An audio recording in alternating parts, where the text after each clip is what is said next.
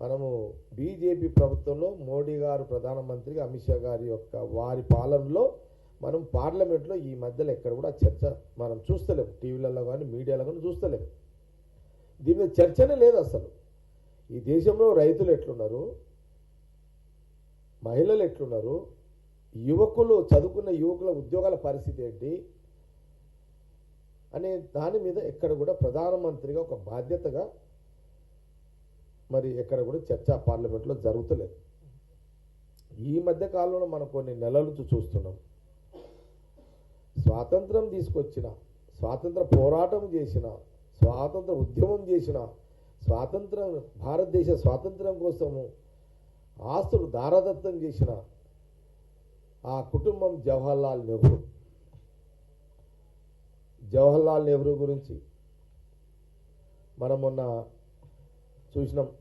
వారి టార్గెట్ అంటే స్వాతంత్రం ఒక 12 సంవత్సరాలు జైలు జీవితం, స్వాతంత్ర దేశ ప్రజల కోసం, స్వాతంత్ర ఉద్యమం కోసం, స్వాతంత్రం రావాలని 12 సంవత్సరాలు జైలు జీవితం గడిపిన జవహర్లాల్ నెహ్రూని టార్గెట్గా ఈరోజు బీజేపీ అమిత్ షా పార్లమెంట్లో మాట్లాడుతున్నారు. వాళ్ళ త్యాగాలు, వాళ్ళ పోరాటాలు, వాళ్ళు తీసుకొచ్చి వాళ్ళ ప్రయత్నంలో వచ్చిన వారితో పాటు దేశ ప్రజలు, ఆనాటి ప్రజలు, అనేక మంది మహానుభావులు తీసుకొచ్చిన ఈ స్వతంత్రాన్ని, ఇంత పెద్ద డెమోక్రసీ, ఇంత పెద్ద ఇండిపెండెన్స్ సిస్టంలో అసలు జవహర్లాల్ నెహ్రూ గారి యొక్క టార్గెట్ ఏందో విచిత్రమైన. అసలు మీరు ఎన్నుకోబడ్డది ప్రజల పాలన ఏ రకంగా, ప్రజలకు ఈ దేశంలో ఏ రకంగా సుఖశాంతులతో ఉన్నారా లేరా, లేకపోతే ఏం చేయాలని మీద చర్చ జరగాలి. కానీ జవహర్లాల్ నెహ్రూ గారి గురించి టార్గెట్, మొన్న జవహర్లాల్ గురించి కానివ్వండి, లేకపోతే వందే మాతరంకి సంబంధించిన గీతం విషయంలో కానివ్వండి, మొన్న ప్రియాంక గాంధీ గారు చాలా చక్కగా, నీట్గా, ధీటుగా, సూటిగా, మెత్తగా, సున్నితంగా, నెమ్మదిగా ప్రియాంక గాంధీ గారు బీజేపీ ప్రధానమంత్రికి, అమిత్ షాకు, బీజేపీ గవర్నమెంట్కి చాలా చక్కగా చెప్పింది. దానికి వాళ్ళ దగ్గర జవాబు లేదు. దానికి జవాబు లేదు వాళ్ళకు.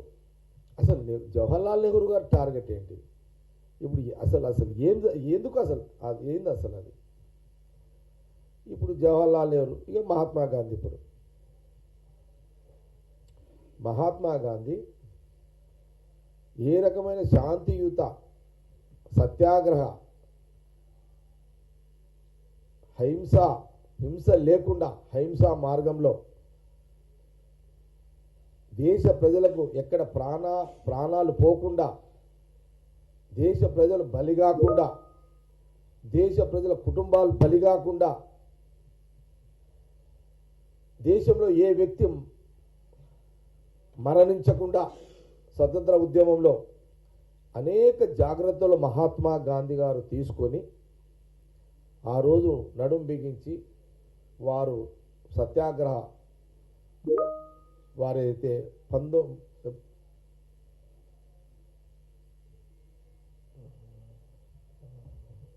వారు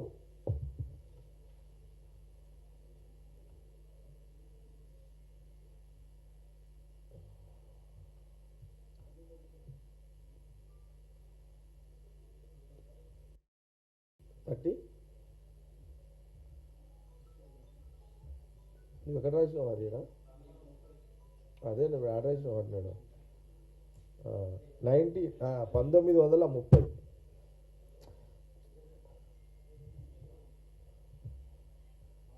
అప్పుడు మనం బుట్టలేం కాడి కొంత కన్ఫ్యూజ్ అవుతుంటా, డేట్లు చూసుకొని చెప్పాలి కదా. పుడితేనేమో తక్కువ అని తెలుస్తుంది మనకంతా. అప్పుడు నేను పుట్టలేదు, మోడీ పుట్టలేదు. అప్పుడు మోడీ పుట్టిండా? అప్పుడు అమిత్ షా కూడా పుట్టిండు. అప్పుడేమన్నా 1930లో పుట్టిరు. ఎవరెవరు 1930లో ఎవరు పుట్టిరు అసలు? 1930లో మోడీ గారు ఏమైనా పుట్టిండా? అమిత్ షా ఏమైనా పుట్టిండా? అంత డీటెయిల్ పుట్టిండా? పుట్టలేడు కదా.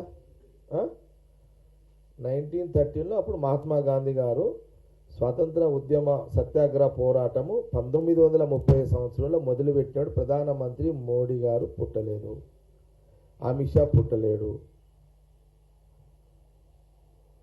ఇప్పుడు పుట్టనోళ్ళు మహాత్మా గాంధీని ఇప్పుడు జవహర్లాల్ నెహ్రూ విమర్శిస్తున్నారు పార్లమెంట్లో.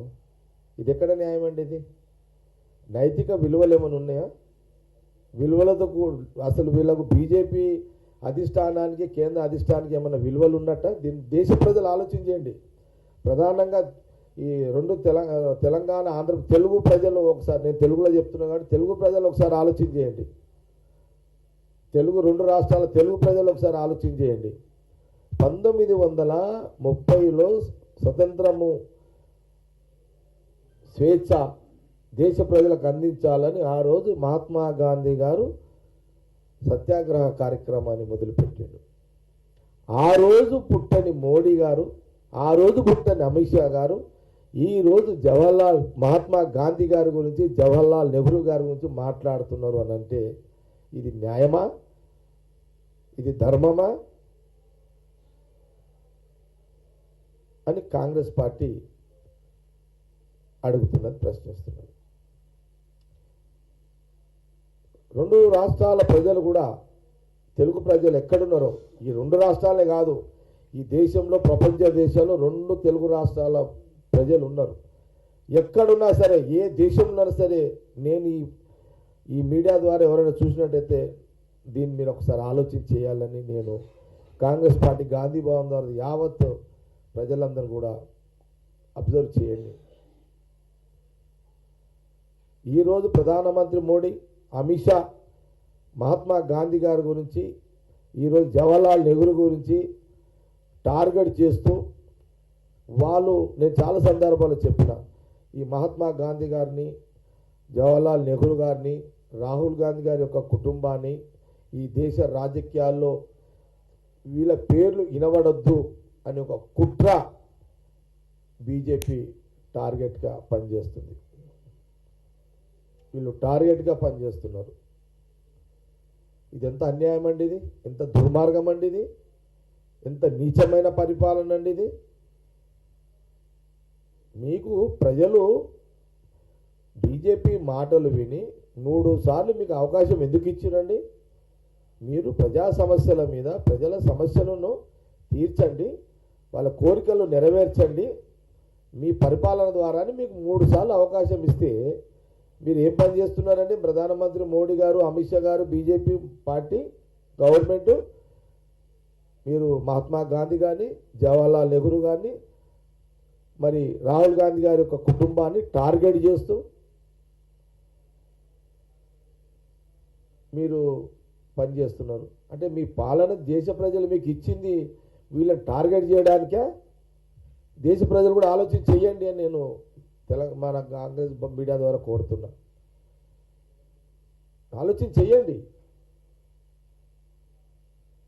వాళ్ళ త్యాగాలు, వాళ్ళ వయస్సు, వాళ్ళ కోరికలు ఎన్నో త్యాగం చేసిరండి వాళ్ళు. మహాత్మా గాంధీ వయసు అంతా జైలే కదా, మహాత్మా గాంధీ లైఫ్ అంతా జైలు పాలే కదా. వయసు ఏం వయసు అన్నది అప్పుడు? యవ్వనం వయసులో వాళ్ళ లైఫ్ అంతా. మహాత్మా గాంధీ, జవహర్లాల్ నెహ్రూ చిన్న వయసులో, ఇందిరాగాంధీ గారు ఆ రోజు అటు ఇటు, ఆమె 6 సంవత్సరాలు జైల్లో ఉంది ఇందిరాగాంధీ గారు కూడా. అరే ఇంత అన్యాయం, దుర్మార్గం ఇది. దేశ ప్రజలు ఆలోచన చేయాలి. ఇదంతా వాళ్ళ వయసునంతా కూడా, వాళ్ళ వయసును వదులుకున్నారు, వాళ్ళ శక్తిని అన్ని వదులుకున్నారు వాళ్ళు. 12 ఏళ్ళు జవహర్లాల్ నెహ్రూ జీవితము, ఆ యవ్వనము, ఆ వయసులో 12 ఏళ్ళు జైలు జీవితం అంటే ఏమనుకుంటున్నారు? ఇదంతా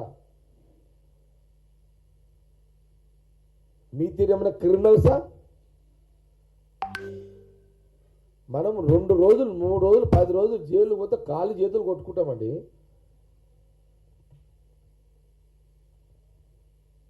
వకీళ్ళ మీద వకీళ్ళని పెడతాం, లక్షల రూపాయలు వకీళ్ళకి పెట్టి మనం కొట్లాడతాం. ఆడ నేనున్నా ఇంకెవరున్నా సరే 10 రోజులుగా కాళ్ళు చేతులు కొట్టుకుంటాం తెలుసా. ఒక్క రోజు 2 రోజులు జైలు అయినా కానీ కాళ్ళు చేతులు నొక్కుతాయి ఒక్కొక్కరిని. ఆడ ఎంత పెద్దోడు ఉండండి.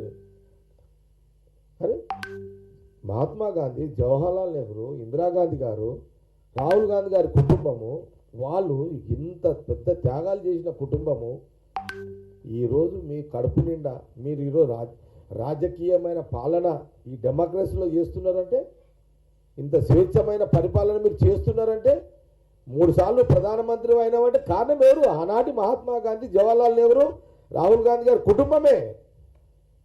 అంబేద్కర్ యొక్క రాజ్యాంగం పద్ధతి ప్రకారం.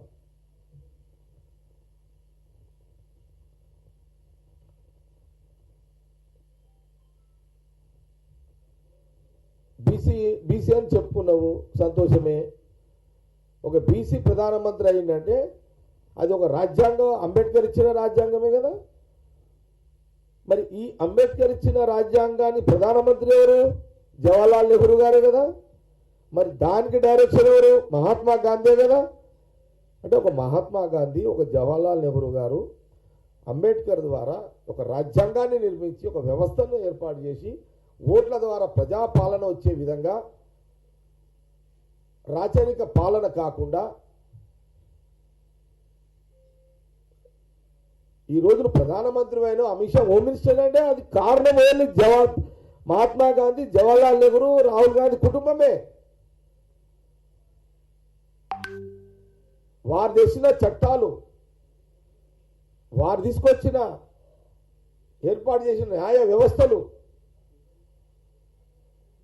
ఈరోజు మీరు అంత వంట వండి పెట్టింది ఎవరు? వంట అంత రెడీ చేసి పెట్టింది ఆనాటి మహాత్మా గాంధీ, జవహర్లాల్ నెహ్రూ, ఇందిరాగాంధీ గారు, వారి కుటుంబం. ఇదని చరిత్ర కదా ఇది.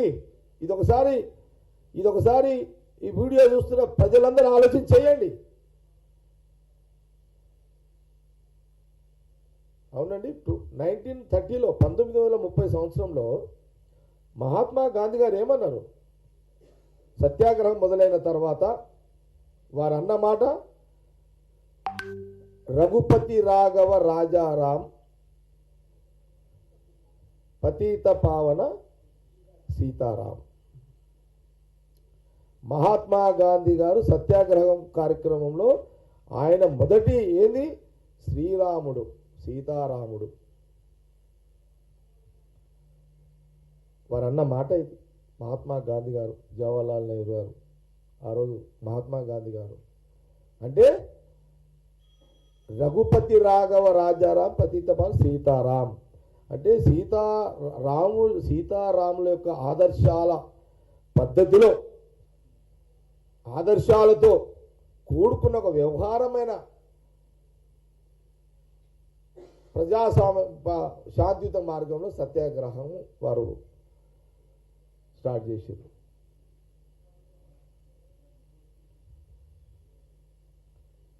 ఆ రోజు రఘుపతి రాఘవ రాజారాం పతిత పావన సీతారామన్న మహాత్మా గాంధీ గారు 1930 సత్యాగ్రహ కార్యక్రమం మొదలుపెట్టిన రోజు అన్న మాట.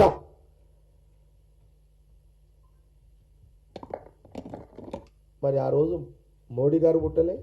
ఆ రోజు అంటే మహాత్మా గాంధీ గారు రఘుపతి రాఘవ రాజారాం అన్న 1930లో అన్న ఒక మాట ఆ రోజు మోడీ గారు పుట్టలే, అమిత్ షా గారు పుట్టలే. వాళ్ళే పుట్టలేరు. ఆ బీజేపీ లేదు అప్పుడు, ఆర్ఎస్ఎస్ కూడా లేదు అప్పుడు. ఉందా అప్పుడేమన్నా? ఆర్ఎస్ఎస్ ఉందా 1930లో?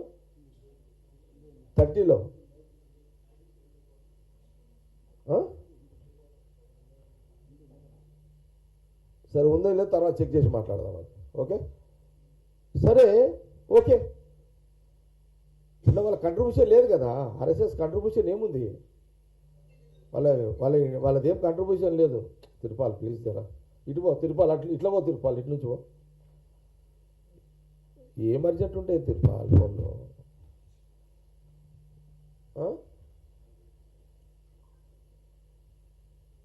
ఉన్నదా అట్లా? అరే నేనేమంటున్నట్టే, ఆ రోజు రఘుపతి రాఘవ రాజారాం అని 1930 సంవత్సరంలో సత్యాగ్రహ కార్యక్రమంలో మొదలుపెట్టిన మహాత్మా గాంధీ యొక్క సీతారాముల యొక్క ఆదర్శాల మేరకు మొదలుపెట్టిన అహింసా మార్గంలో వారు స్వతంత్ర ఉద్యమం చేపట్టిన మహాత్మా గాంధీ గారు తీసుకొచ్చిన పాలనే ఇదంతా. మీరేం చేశారు? हाउ टू रूल, रूल में कैसे आना, कैसे पावर में आना। भाई मैं क्या बोल रहा हूं, भाई जिस दिन 1930 में जब महात्मा गांधी जी, उनका यही शब्द था, ये देश को यही मैसेज दिए। क्या मैसेज दिए महात्मा गांधी जी 1930 में सत्याग्रह जो मूवमेंट में, रघुपति राघव राजा राम पतित पावन सीताराम, सीताराम भगवान की जो आदर्श है वही नाम पे उस दिन उनका आवाज था देश की जनता के लिए। भाई जब तो प्रधानमंत्री मोदी जी जरगड़ा, प्रधानमंत्री मोदी जी पैदा नहीं हुआ, अमित शाह भी पैदा नहीं हुआ, बीजेपी तो बात ही नहीं हुआ, उसका वर्डिंग ही नहीं है, आरएसएस को कोई कंट्रीब्यूशन नहीं है।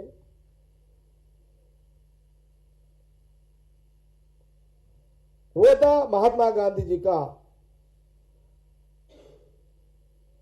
मगर आप क्या किए? ये देश के लिए, सीताराम भगवान के लिए जो मैसेज दिया है महात्मा गांधी जी, आप जब जो बीजेपी पैदा हुआ 40 साल हुआ, भाई कांग्रेस पार्टी पैदा होके बर्थडे 140 ईयर्स, 140 साल ये कांग्रेस पार्टी पैदा हुआ बर्थडे, मगर बीजेपी पैदा हुआ 40 साल हो रहा। 40 साल कहां, 140 कांग्रेस का बर्थडे कहां? महात्मा गांधी जी एंड जवाहरलाल नेहरू जी, जो राहुल जी का खानदान, इंदिरा जी, आज का सोनिया जी, सोनिया गांधी जी, प्रियंका गांधी जी, राजीव गांधी जी, ये पूरा खानदानी ये देश के लिए जायदाद कुर्बान कर दिए, जान भी दे दिए, उनका लाइफ, यंग लाइफ भी दे दिए लोग, जवानी भी दे दिया लोग, उनका जवानी भी दे दिया लोग, देश के इंडिपेंडेंस के लिए वो लोग का जवानी भी दे दिया लोग।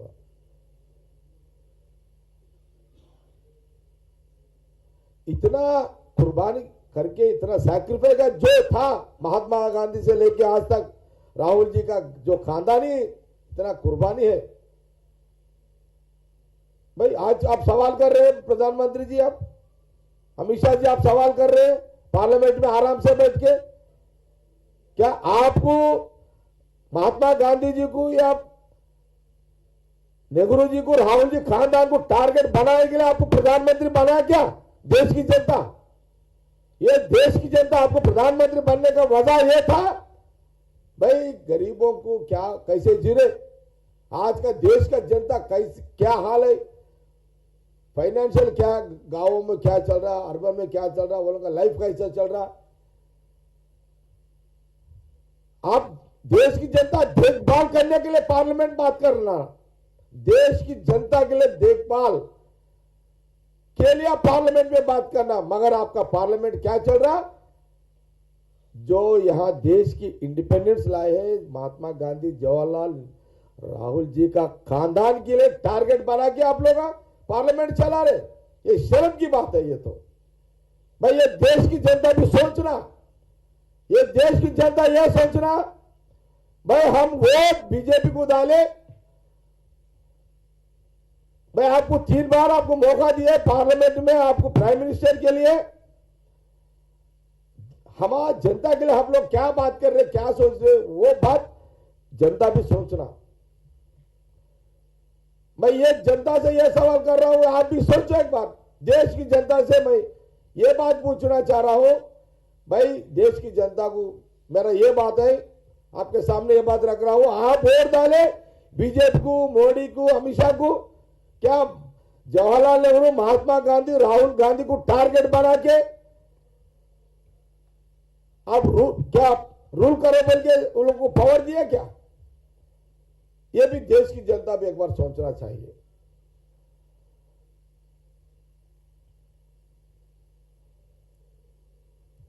बीजेपी नेता को शर्म आना चाहिए। ये गलत की काम आप लोग करना। वंदे मातरम को टारगेट बनाते हैं, हल्लू हल्लू वंदे मातरम गीत को आप टारगेट बना रहे।